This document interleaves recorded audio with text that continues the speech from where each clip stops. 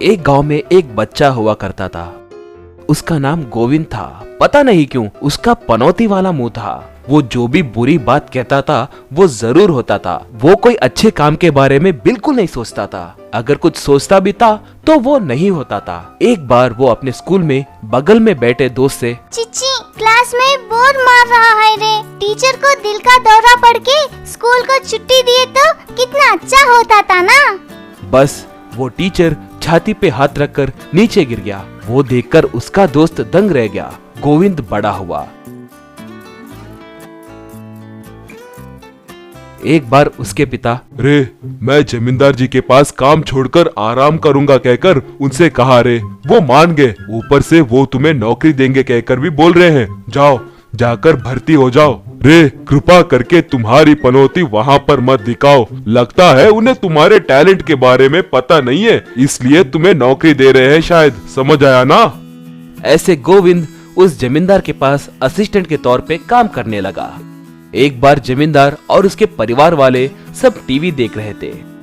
वाह जमींदार जी, ये गर्मी दिन ब दिन बढ़ते ही जा रही है। कितना अच्छा होता अगर बाढ़ आकर अपना गांव डूब जाता। बस बारिश गिरना शुरू हुई।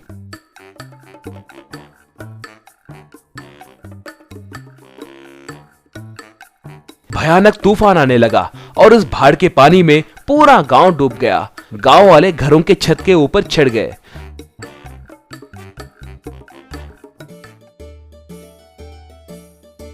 जमींदार वाले भी घर के ऊपर खड़े हो गए। ये क्या रे, तुम्हारे कहे जैसे ही बाढ़ आई है। लोग तुम्हारा मुंह पनौती वाला है कहकर बोले तो मैंने ध्यान नहीं दिया था, मगर ये सच है रे। बाप रे, तुम्हें यहाँ काम करने की जरूरत नहीं है। पहले जाओ यहाँ से, तुम्हारे आगे हाथ जोड़ता हूँ कहकर हाथ जोड़ने लगा। श्रीमान ऐसे मत कीजिए, मुझे काम नहीं मिला तो मेरा परिवार सड़क पे आ जाएगा। मैं मुंह खोल के बात करूंगा तो ही समस्या आएगी ना।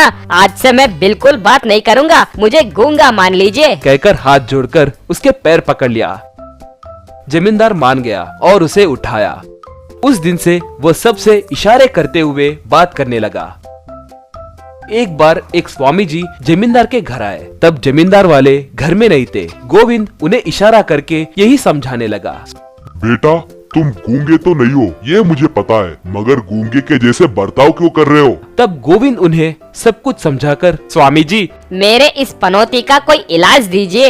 बेटा, ये मामूली मुंह नहीं है। इसे ठीक करना मुझसे नहीं बल्कि तुम्हें पैदा करने वाले उस भगवान से भी नहीं होगा। मगर मैं तुम्हें एक वर दे सकता हूँ। अब तक तुम्हारे मुंह से जो भी बुरी बात बोलते थे वो जरूर होता था ना, मगर अब से तुम अच्छा सोचे तो अच्छा हुए जैसे वर दूंगा कहकर आशीर्वाद दिया।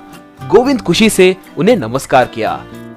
एक बार जमींदार और उसके परिवार वाले सब एयरपोर्ट आए। वहाँ एक फ्लाइट रुकी हुई थी। उसके दोनों पायलट्स आकर जमींदार को सैल्यूट किए। Welcome to our aeroplane sir. India tour के लिए हमारे प्राइवेट प्लेन को बुक करने के लिए बहुत धन्यवाद सर।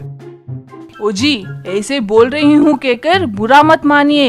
ये मनहूस मुंह वाले को इस ट्रिप को लाना जरूरी था क्या? ऊपर से हम फ्लाइट में जा रहे हैं। अगर इसके वजह से कोई गड़बड़ हुई तो कितना बड़ा खतरा होगा, ये आपने सोचा नहीं क्या? तब गोविंद उन सब से, मैं कुछ नहीं करूँगा, मैं कुछ नहीं करूँगा कहकर इशारा करने लगा।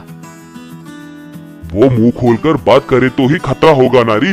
जाने दो, बेचारा, उसे भी आने की आस होगी ना। पायलट वो देखकर ये क्या है सर, इस जमाने में भी आप इन अंधविश्वासों पे विश्वास करते हैं क्या? वो जो कुछ भी सोचता है वो जरूर होगा कहकर आपका डरना, ये मुंह बंद करके आपको गूंगे के जैसे इशारे करना। What a joke. चलिए सर, चलिए निकलते हैं। वो सुनकर गोविंद को बहुत गुस्सा आया। ऐसे सब फ्लाइट में चढ़ने के बाद फ्लाइट ऊपर उड़ने लगी।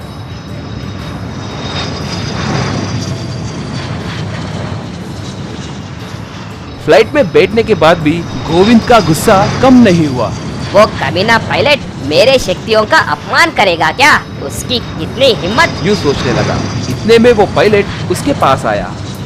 ओ भाई, अब बिल्डअप देना बंद करो। तुम मुंह खोलकर बात करे तो कुछ नहीं होगा, कुछ तो बात करो भाई। तुम्हारा नाम क्या है? पायलट जी, उसके पाले क्यों पड़ रहे हो? उसे ऐसे ही छोड़ दीजिए। रुकिए सर, आप कुछ ज्यादा ही सोच रहे हैं। ऐसे लोगों पे बिल्कुल विश्वास नहीं करना चाहिए। कुछ ना कुछ हादसा हुआ तो वो मैंने ही किया है कहकर बोलने वालों में से है ये सर। इसका मुंह देखिए, कितनी हंसी आ रही है। इस बात से गोविंद को बहुत गुस्सा आया। अरे पायलट कहीं के, बस अब बहुत हो गया। तुम्हें मेरे बारे में पता नहीं। जाओ जाकर अपना काम देखो। रे, शराफत से बात करो। क्या उखाड़ लोगे? इस फ्लाइट के छत को उड़ाओगे क्या?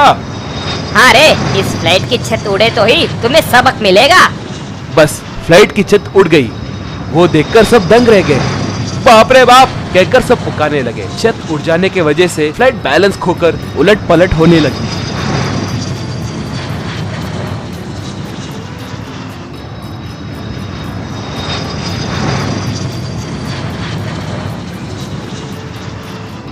हे भगवान, सच में इसका मुंह पनौती वाली मुंह है रे। बाप रे, अब मैं क्या करूं? जमींदार पायलट को एक खींच के मारा। क्यों भाई, तुमने उसे क्यों उकसाया? अब देखो क्या हुआ। हे भगवान, लाख मना करने पर भी उस मनहूस आदमी को अपने साथ लेकर आए। अब हम सब मर जाएंगे। भगवान हमें बचा लीजिए। कहकर रोने लगी। तब गोविंद को स्वामी जी की बातें याद आई। माँ अब डरिए मत, मुझे अच्छा बात करने का भी वर उस स्वामी जी ने दिया है। भगवान इस फ्लाइट को सुरक्षित रूप से नीचे उतरे जैसे कीजिए स्वामी। ऐसे वो फ्लाइट अच्छे से आकर जमीन पे लैंड हुई।